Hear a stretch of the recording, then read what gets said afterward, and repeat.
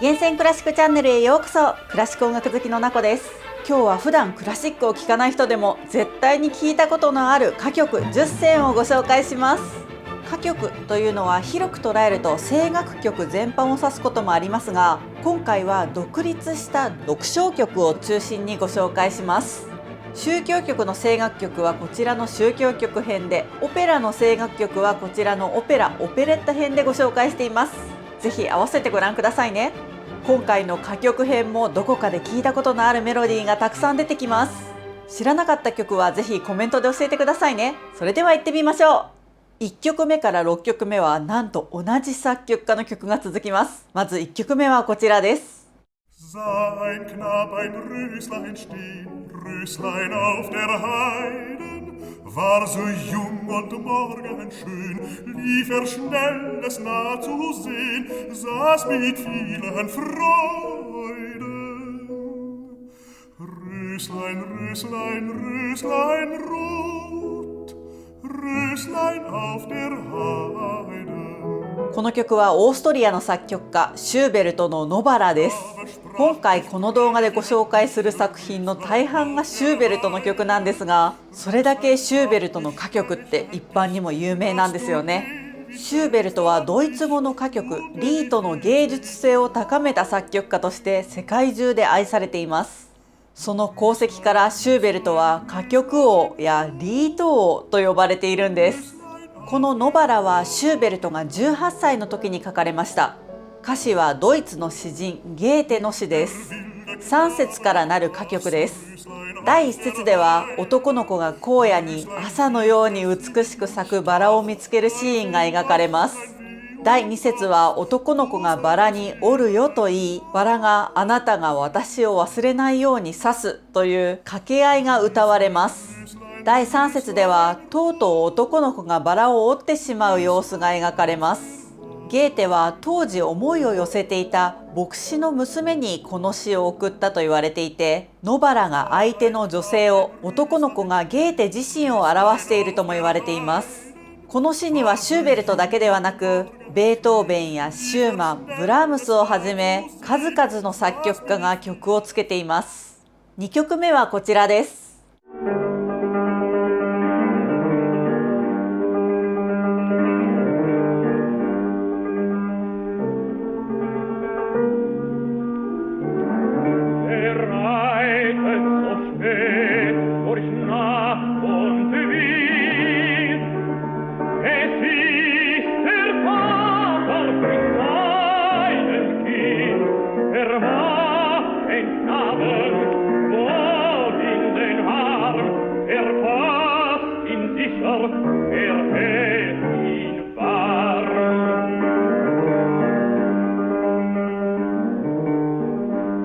この曲はシューベルトの歌曲魔王です。とても劇的で印象的な曲で、学校の音楽の授業で聴いたという方も多いんじゃないでしょうか。先ほどのノバラと同じ年に作曲されたのですが、この2曲の雰囲気はとても対照的です。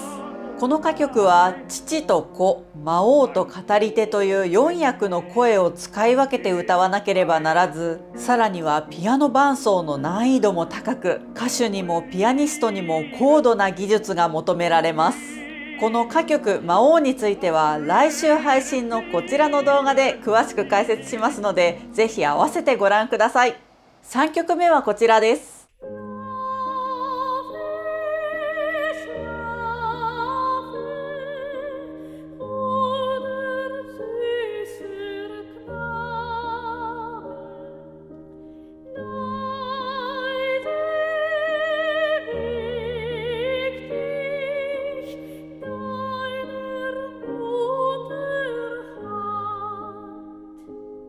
日本語でもよく歌われる馴染みの深い曲ですね。この曲はシューベルトの歌曲子守歌です。19歳の年に作られた作品です。今日はドイツ語の歌詞と一緒に聴いてみましょう。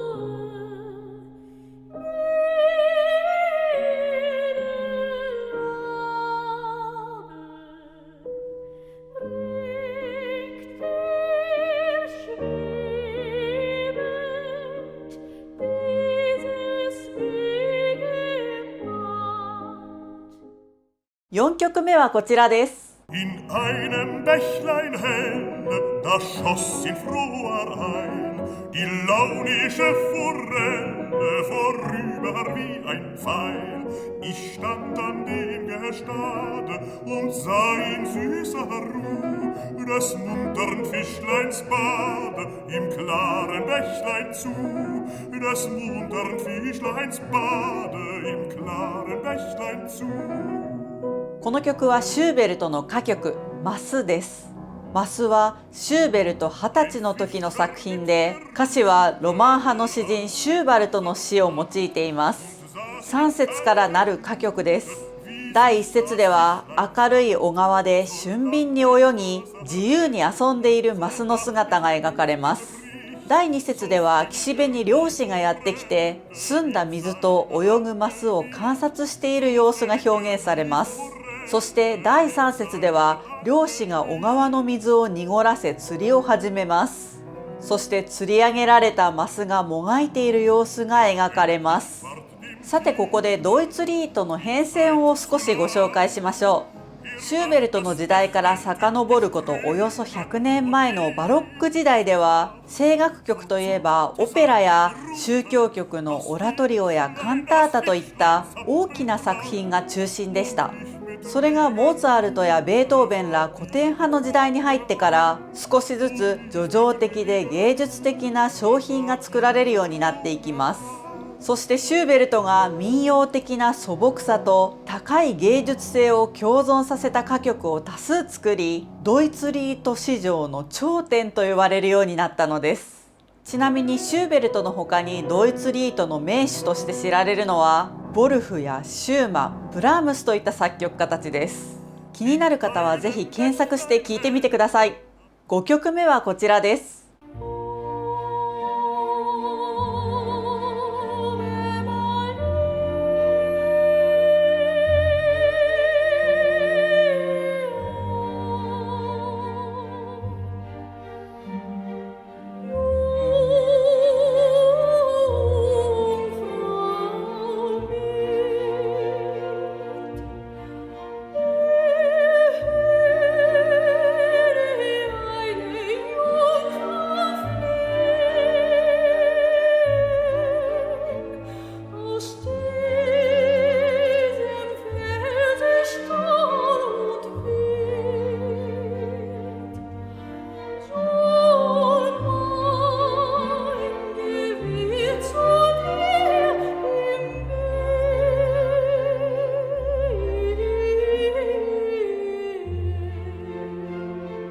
この曲はシューベルトのアベマリアとして知られるシューベルトの歌曲エレンの歌第3番です。シューベルト25歳の年に書かれた曲です。後にドイツのバイオリニストヴィルヘルミがバイオリン独奏曲として編曲し、それが有名になったためバイオリンの曲と思っていらっしゃる方も多いかもしれません。この曲はウォルター・スコットの叙事詩「湖上の美人」の7つの詩をもとに作られた曲の6番目にあたります。エレンが聖母マリアに父の罪の許しを請う祈りの歌です。この曲は三大アベマリアに数えられる名曲で、他のアベマリア作品についてはこちらの宗教曲編でもご紹介していますので、ぜひご覧ください。6曲目はこちらです。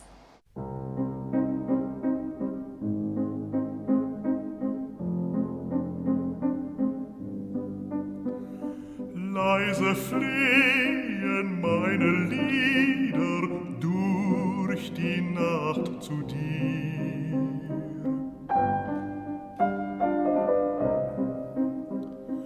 In den stillen Hain hernieder, Liebchen, komm zu mir.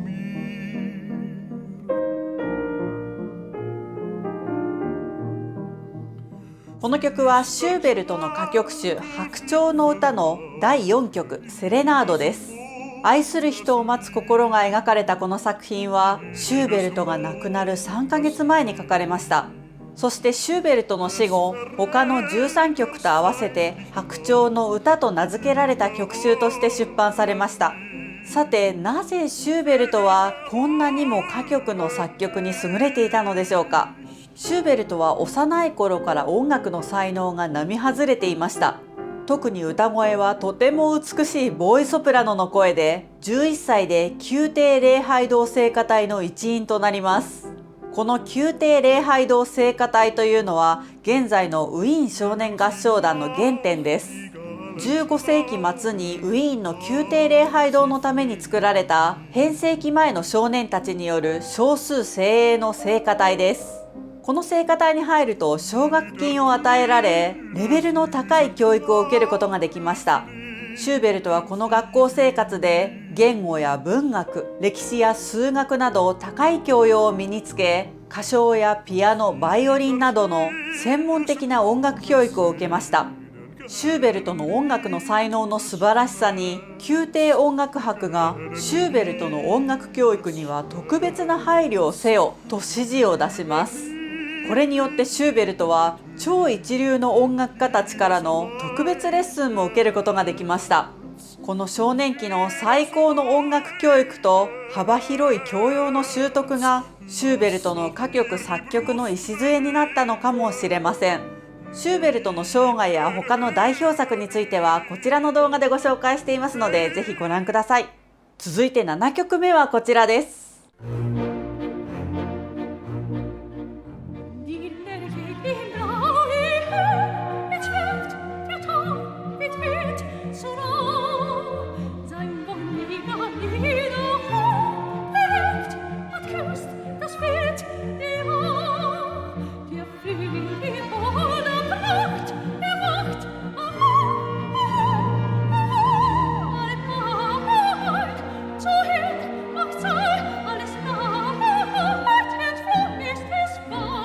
この曲はオーストリアの作曲家ヨハン・シュトラウス2世の作曲したオーケストラ伴奏付きの歌曲「春の声」です。ヨハン・シュトラウス2世はワルツ王と呼ばれるウィンナ・ワルツの名作曲家として絶大な人気を誇った音楽家です。ヨハン・シュトラウス2世の父もウィンナ・ワルツの名手で、2人でワルツ人気を二分していました。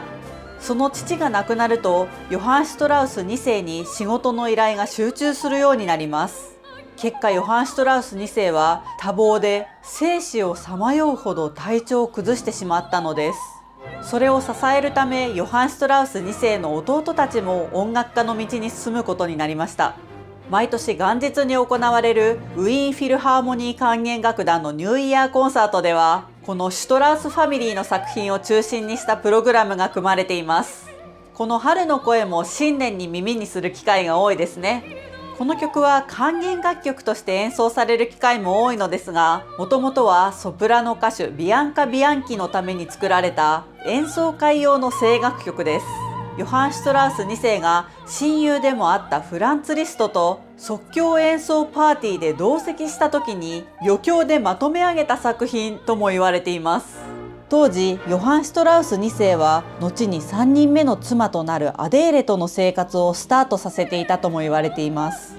その幸福感がこの曲奏やタイトルに表現されていると言われています。続いて8曲目はこちらです。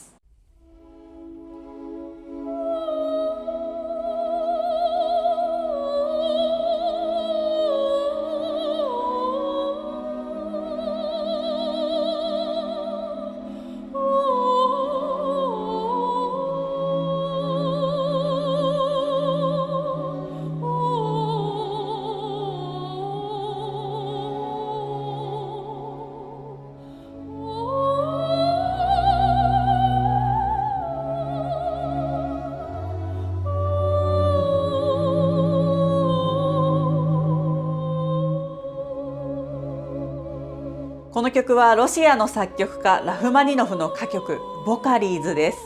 ラフマニノフは今年2023年が生誕150周年というメモリアルイヤーの作曲家です。この曲が収録されている歌曲集作品34は1912年13の歌曲集として完成しました。13の歌曲集には同じロシアの亡き作曲家チャイコフスキーに捧げた曲を含む13曲の歌曲が収録されていました。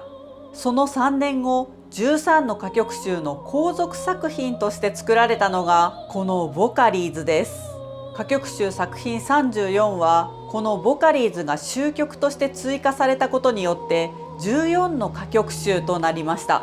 ボカリーズの初演はソプラノ歌手の歌唱とピアノ伴奏で行われ成功を収めました。そしてこの初演の後、ラフマニノフ自身がこの曲をソプラノ独唱と管弦楽伴奏版、そして異調した管弦楽曲版に編曲します。さらにそれだけでは終わりませんでした。それ以降も数々の音楽家が様々な楽器で多様な編曲を繰り返します。ボカリーズはそれだけ人気の高い作品だったんです。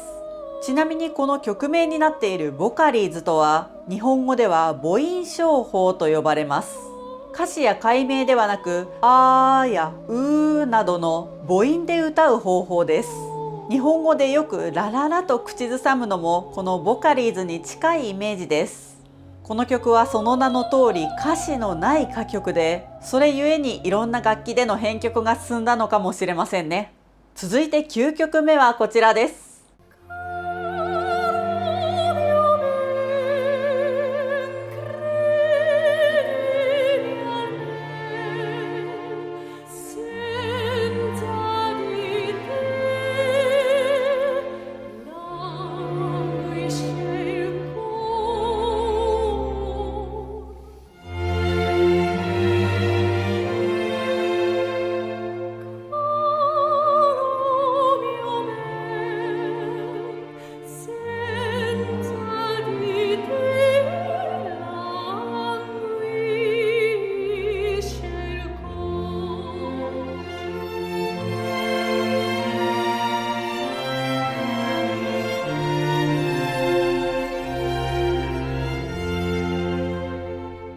この曲はイタリア出身で生涯の大半をイギリスで過ごした作曲家トンマーゾ・ジョルダーニの歌曲カロミオ・ベンです。カロミオ・ベンというのは愛しき人よという意味です。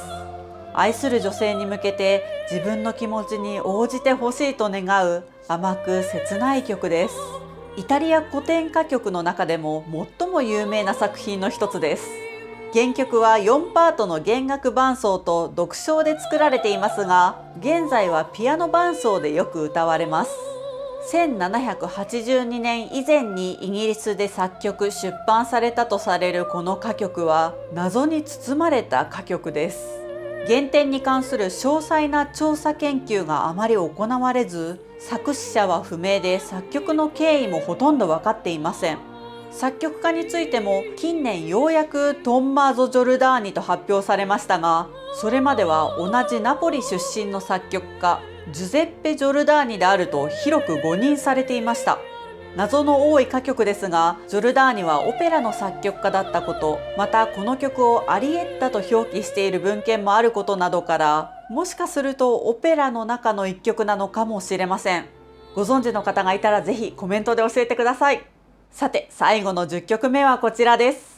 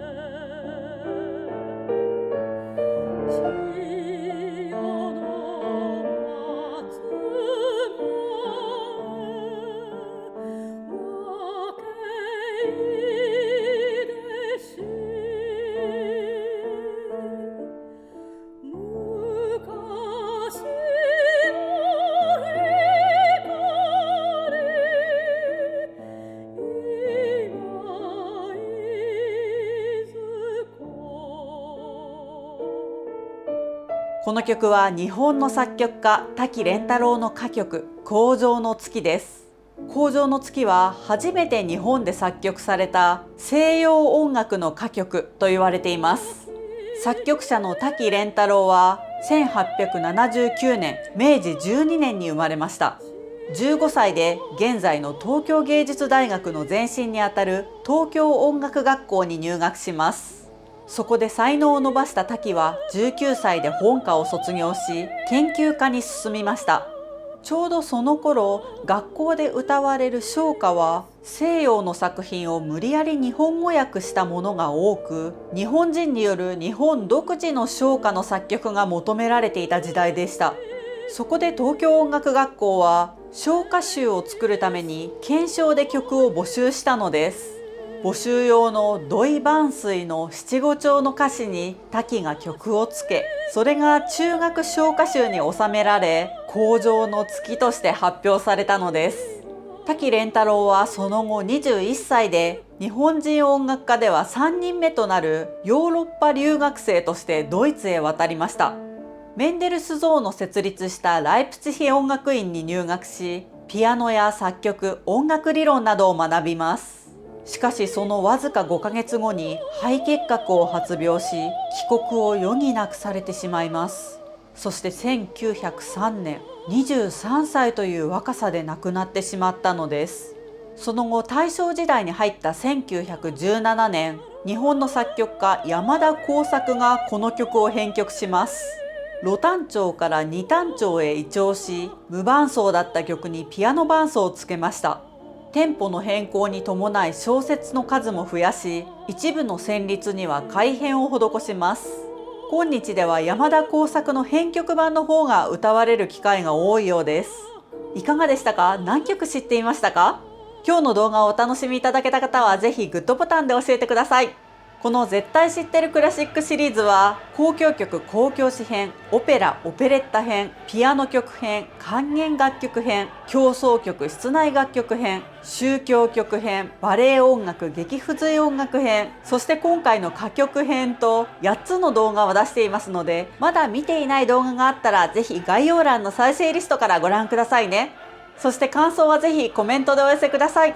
厳選クラシックチャンネルでは、クラシックをもっと身近にをモットーに、毎週金曜日の夜8時にクラシック音楽を楽しむ入り口となるような動画を配信しています。有名な作曲家の人生と代表作、クラシック音楽の歴史の流れ、オーケストラ楽団や演奏家の紹介や、有名曲の解説などを配信していますので、クラシックに興味がある、クラシックにもっと詳しくなりたいという方はぜひチャンネル登録をして、一緒にクラシック音楽のある生活を楽しみましょう。